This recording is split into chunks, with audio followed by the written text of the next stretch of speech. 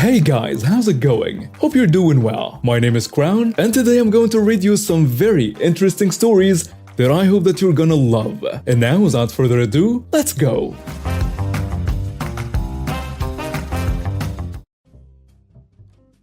I, Elizabeth, 45 female, went shopping at my local Kmart, a shop in Australia, as I needed a new fan for my lounge room, as it's currently summer here with an average of 38 Celsius on a cool day. Anyhow, I'm wheelchair dependent, and we will call the entitled woman of the story Carolyn, roughly mid-50s. She comes up to me saying, "You can walk, look at you. You look about 30, so just stop faking it and scamming the government and everyone around you." Then she walked off. Well, after a minute of being stunned, I get back to my shopping. My friend was pushing me around. Carolyn comes back to me and my friend, and before she could get into another rant, me and my friend tried to explain why I'm wheelchair dependent and not scamming anyone here. She rips my mask off, saying, "You don't need that. The virus is over now. Go and get those food containers for me and put them in my trolley, as I know you can walk. And stop lying, young lady." My friend yelled out for security or a staff member, and luckily a staff member arrived. And they also got security to come as soon as possible after I and my friend explained what happened. Carolyn then had the nerve to push her trolley towards a staff member, telling her to "Go now. Go on now, get those containers for me. You work here. It's your job." Long story short, I spent around an hour longer than I was supposed to, filling out witness statements after Carolyn got arrested for assault and harassment, and she was taken to the police station. I'm just awaiting the court date to testify. I'm still a little shaken up from what happened, and I'll be doing some home daily Rona tests for the next few weeks as I have a compromised immune system. Thank you, Carolyn, for possibly making me more ill and taking my freedom away for that time period. Okay, so this is my first ever Karen story. It's weird seeing them in the wild after reading all about them. Long post, but really good laugh, was epic instant karma. Anyway, my husband, kids and I were traveling down a 6-lane road. 3 lanes for each direction come into light, 1 lane for turning one way, another for turning, and the middle for straight. We come up to the red light and crossing traffic starts going. A gentleman gets the green arrow to turn to the left, while a woman on the opposite side starts turning right. They were going to turn into the same lane. He had the right of way since he had the green arrow to turn. Karen decided to turn directly in front of the gentleman, almost hitting him. She stopped her car in front of his, causing all the traffic to stop. She gets out screaming at this elderly gentleman about how she had the right of way. He saw her turning and was supposed to stop in the middle of traffic to allow her to turn. She then proceeded to call the cops, while stopped in the middle of the road. Mind you, straight traffic cannot move. And crossing traffic that wants to turn cannot move also. Police, ambulance, and fire come. When Karen number 2 sees this, she proceeds to fall out of the car onto the road. Karen number 1 then proceeds to tell the cops the elderly man hit her car when he blasted through the intersection as she was turning. Ambulance and fire went to attend to Karen number 2. More cops show up and attempt to get traffic moving. They attempt to get Karen to move her car. The elderly gentleman moves his without any issues. Karen then proceeds to scream and berate the cops and claims her car is damaged so badly she cannot move it. Mind you, she did have an older model car that looked very banged up, but the elderly guy never actually hit her. After screaming at the cops, one officer went over to the car, and as he reached inside, I assume to turn the car, Karen runs over to him and proceeds to beat him on the back. 8 officers run over to her, drag her off this other cop, all while she's kicking and screaming. Karen number 2 runs over to Karen number 1 upon seeing this, and she starts swinging her purse at the cops, all while me and my family are laughing our butts off with everyone else watching this. Anyway, Karen number 1 and Karen number 2 get thrown to the ground and practically hog ties, all while screaming how they are being mistreated and screaming for, get this, the cops' supervisors. A large police truck pulls up and both Karens are placed in the back. A tow truck proceeds to hook up Karen's car, and the cops clear traffic. I don't know what happened to Karen 1 and 2, but I assume several charges including assault on an officer and resisting arrest. The elderly gentleman was let go. We did speak to a cop before Karen number 1 started hitting people, and we told him what happened. So I assume the old guy was let go without a ticket or anything, cause well, he didn't do anything wrong. My first job out of college was for a local TV station. The owner was, and still is, the worst human being I've ever met. This guy has money, but he will cheat and lie. Anything to get out of paying his bills. When I started working there, the owner had just signed a contract with DirecTV to become part of their broadcast package. Since they were at the time purely a local TV station, this meant that we had about 2 months to upgrade our system so that we can start broadcasting to DirecTV customers in the entire Bay Area. Every day that we failed to do this past the deadline means that the owner would suffer a penalty per the contract. Not knowing about how any of this works, the owner hired a friend of mine to come in as a freelance consultant. My friend told him that for about $15,000 he can get a system that will automate the entire process, which of course this guy didn't want to pay. He tasked my friend with finding a cheaper way, around half, and to pay for all the hardware upfront and get reimbursed later. Knowing what a piece of crap this guy is, I warned my friend not to front the money because he wouldn't get paid back. The guy just smiled and said, "Watch me." So he made it work, and we went live on schedule and the owner was happy. Then my friend went in and presented the guy with a bill. Immediately the usual excuses start. "Oh, I'm a little short this month. Can I pay you later?" And so on and so on. Then my friend pulled out the trump card. Not only did my friend threaten to take all the equipment back and take the station off the air, he reveals that in order to get the uplink working for cheap, someone had to come in every day and code the broadcast manually. It is not a terribly complicated procedure. Takes less than 5 minutes, but of course no one else at the station knows how to do it but him. So either the owner can pay him what he's owed, plus a $2,000 a month consulting fee, or the station goes dark and he starts paying the penalty to DirecTV. And the jerk paid fast. So instead of $15K, he ended up shelling out more than double the amount as my friend lapped up his $2K a month fee for close to a year before he felt bad and finally taught someone there how to do it. Moral of the story: only thinking about short-term gain will always cost you more in the long run. So, some backstory. I recently got a traineeship doing IT work in a school. The school is what you can call one of those schools where only the rich can afford. I'm talking $12,000 a year in total fees to go to this school, compared to me who went to a public school and before that homeschool. So already to me this place is crazy fancy. Anyway, I pretty much have my own staff room as the on-site administrator. Let's call him AD. Part of it for being an administrator, but also for him just being an awesome dude.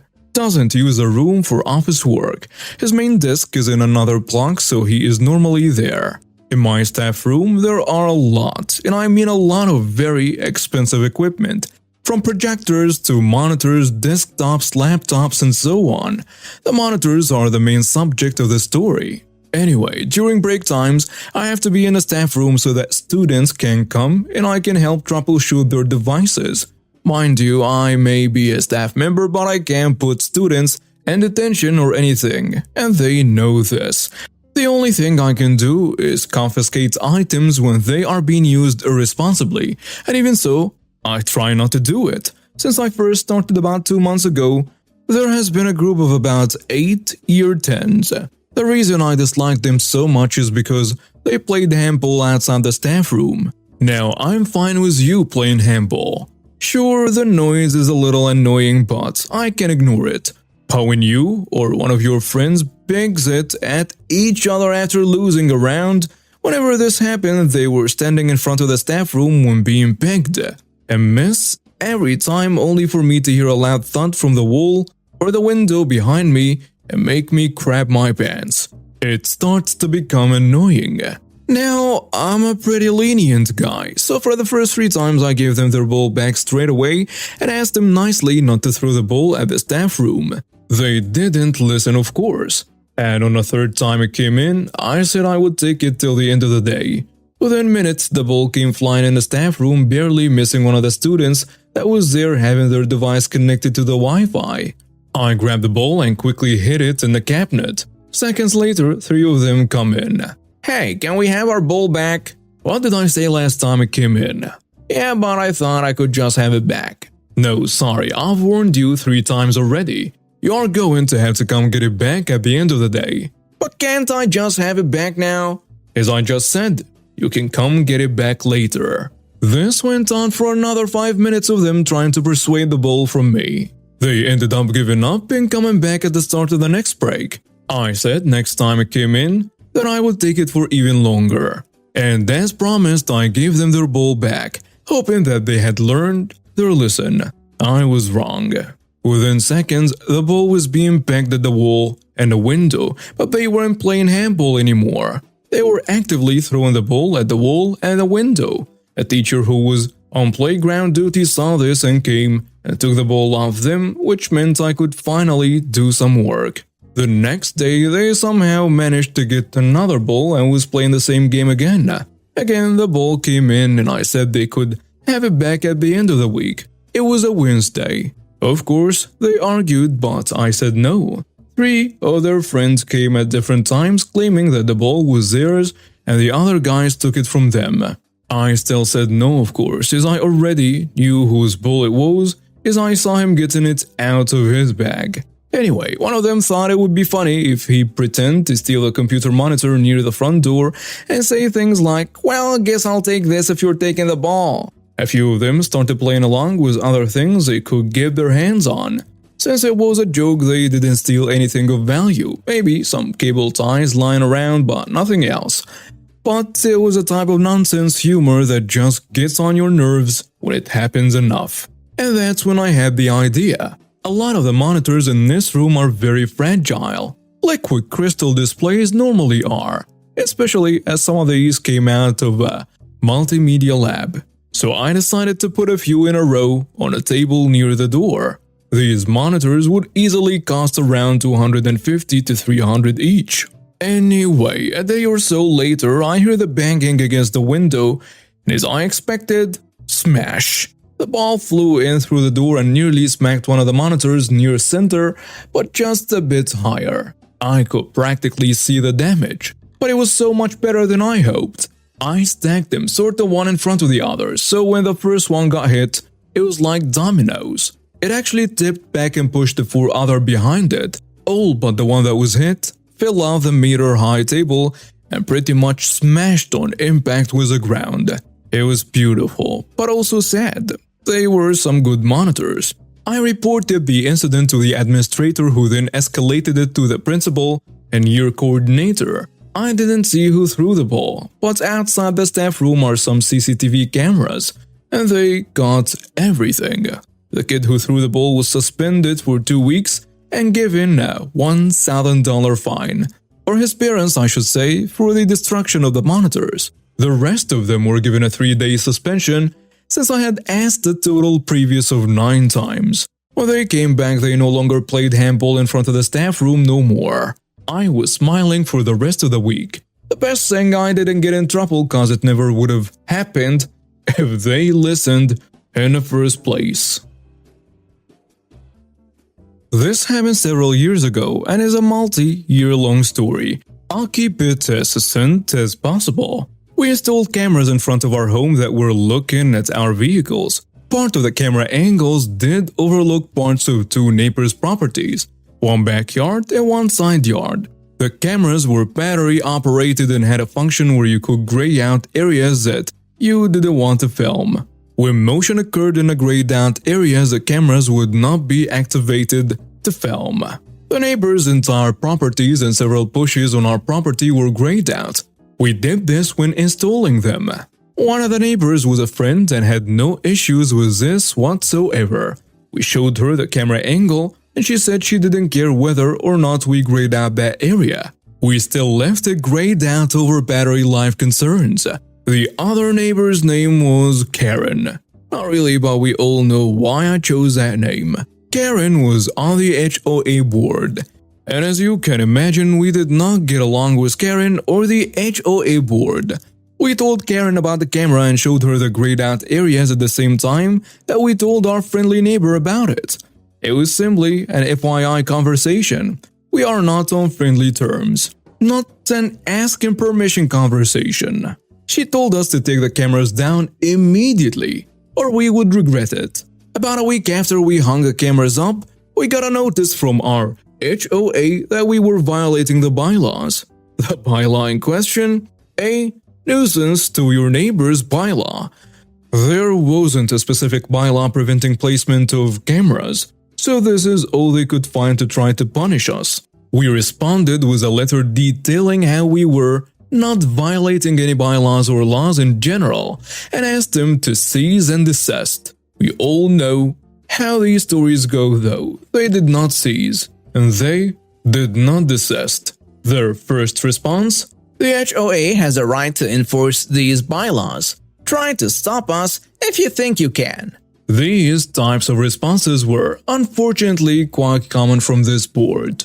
We entered this battle with one goal in mind: to cost them as much money and time as possible. The HOA hired a lawyer specifically to fight us. To my knowledge, this has not happened to any other residents. In the following 4 months, we ended up costing the HOA over $4,000 in lawyers' fees fighting this battle. For reference, the entire HOA income was $25,000 a year. When it comes time for our official HOA hearing over the matter, we had successfully postponed it thanks to an attorney friend 3 separate times. There were over 100 back and forth emails with the HOA attorney and ourselves. Each one of those emails was a 15-minute expense for the HOA.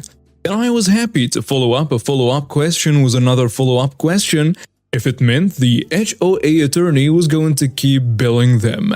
Did I say follow up enough times?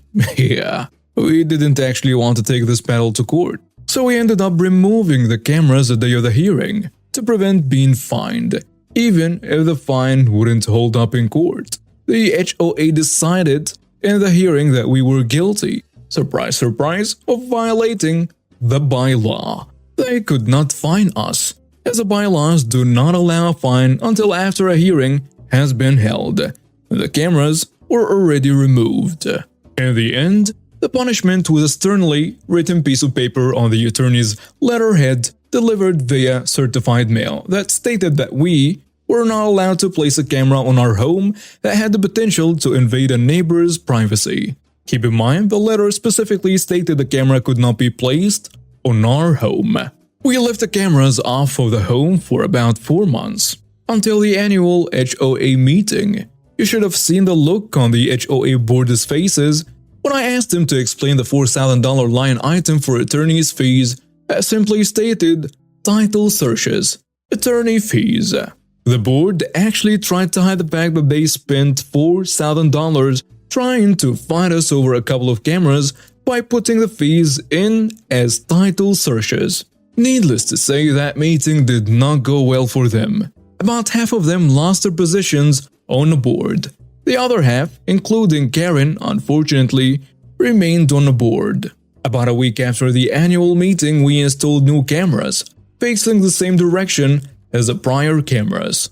Only this time, we installed a post in the ground and mounted the cameras to that post. The admonishment we received after the hearing specifically stated that we were not allowed to install cameras on our home, and said nothing about putting them on a post. They did send a letter to try to tell us to remove the cameras, but a sternly worded response indicating that we were prepared to fight them actually worked this time around. I guess they didn't want to spend another 4K fighting us. We didn't receive any follow-up responses, and the cameras on the post are still installed to this day, over 2 years and running strong. And now we have reached the end of today's stories. Thank you for watching and see you next time.